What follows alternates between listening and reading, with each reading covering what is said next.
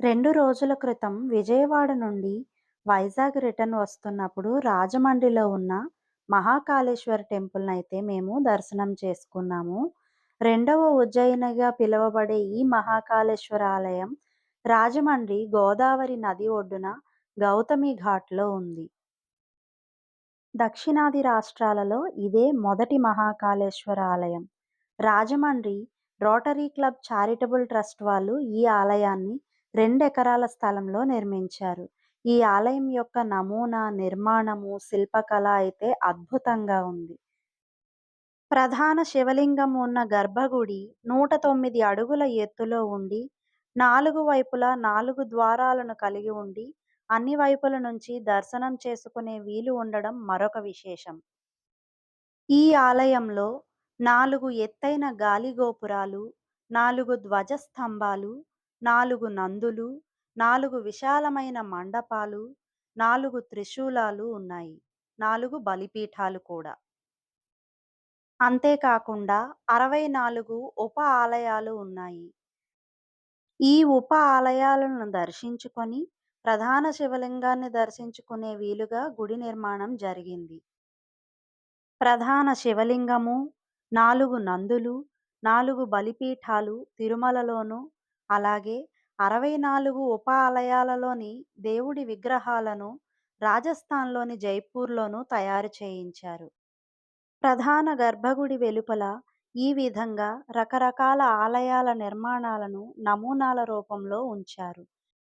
ఈ నమూనాలలో ISKCON temple, Kedarnath దేవాలయము, బాసర సరస్వతి దేవాలయము, హైదరాబాద్‌లోని బిర్లా మందిర్, ఇంకా జంగారెడ్డిగూడెంలోని మద్ది ఆంజనేయ స్వామి దేవాలయము, శబరిమలలోని అయ్యప్ప స్వామి క్షేత్రము, సింహాచలంలోని శ్రీ వరాహ లక్ష్మీనరసింహస్వామి దేవాలయము, ఒరిస్సాలోని పూరీ జగన్నాథ స్వామి క్షేత్రము, విఘ్నేశ్వర ఆలయము ఇలా నమూనాలుగా ఉంచడం జరిగింది. రాత్రి వేళలో అంటే సంధ్యా సమయంలో ఈ ఆలయం అంతా కూడా గాలిగోపురాలు, గర్భాలయము లేదంటే మండపాలు ఇంకా ఆలయ ప్రాంగణమంతా కూడా కాంతులతో వెదజల్లుతుంది. ఈ ఆలయంలో అన్నిటికంటే చెప్పుకోదగినది తెల్లవారుజామున 4 గంటల నుంచి 6 గంటల వరకు జరిగేటటువంటి చితభస్మాభిషేకము. శాస్త్రోక్తంగా జరిగే ఈ చితభస్మాభిషేకాన్ని వీక్షించడానికి వందల సంఖ్యలో భక్తులు వస్తూ ఉంటారు. రోటరీ క్లబ్ వాళ్ళు నడుపుతున్నటువంటి 2 కైలాస భూముల నుంచి చితభస్మాన్ని శాస్త్రోక్తంగా సేకరించి ఆలయానికి తీసుకొని వస్తారు.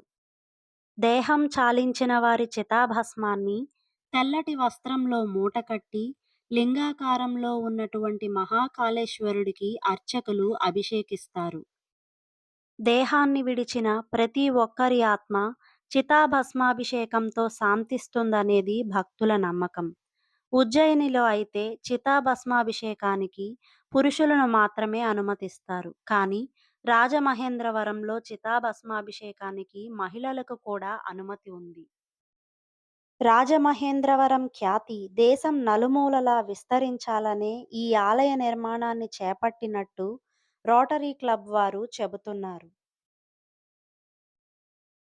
ఉప ఆలయాలలో వినాయకుడు, సరస్వతి, కాలభైరవుడు, వీరభద్రుడు, కుమారస్వామి, శివపార్వతులు ఇంకా ద్వాదశ జ్యోతిర్లింగాల నమూనా, కొంతమంది దేవతల విగ్రహాలను దైవారాధన కోసం ఉంచారు.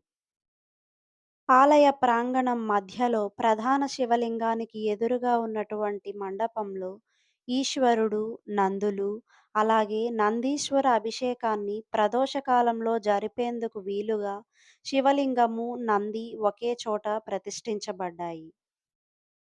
ప్రతిరోజు అంటే నిత్యం తెల్లవారుజామున 4 గంటల నుంచి 6 గంటల వరకు చితాభస్మాభిషేకము, అలాగే 7 గంటల నుంచి 10 గంటల వరకు రుద్రాభిషేకము, సాయంత్రం 6 గంటల నుంచి 8 గంటల వరకు ద్వాదశ హారతుల దర్శనము జరుగుతుంది.